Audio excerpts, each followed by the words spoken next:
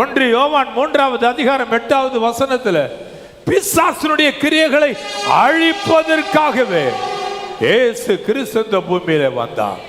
யூதா 6வது வசனத்துல வானத்திலிருந்து விழத்தள்ளப்பட்ட பிசாசு அந்தகாரங்களாக மாறி தேசத்திற்கு தேசம் வித்தியாசம் வித்தியாசமாக பலவிதமான அசுத்தாவிகளாக, மந்திர ஆவிகள், பில்லிசுனி ஆவிகள், இவைகளெல்லாம் குட்டி பிசாசுகள் அந்த மாதிரி கிரியைகளாக மாறி வியாதிகளை கொண்டு வந்து போடுகிறது.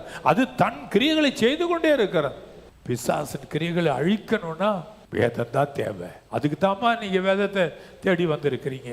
வேதம் இல்லைன்னா நீங்கள் நானும் செத்து போயிருப்போம். நான் செத்து போயிட்டு 17 வயசுல செத்து ஒண்ணு இல்லாம கடந்தேன். ஆனா என் சரீரத்துல ஒருத்தருடைய ஜபந்தான் உயிரோடு என்னை எழுப்புச்சு. ஆனா ஏசப்பையனை தொட்டார்.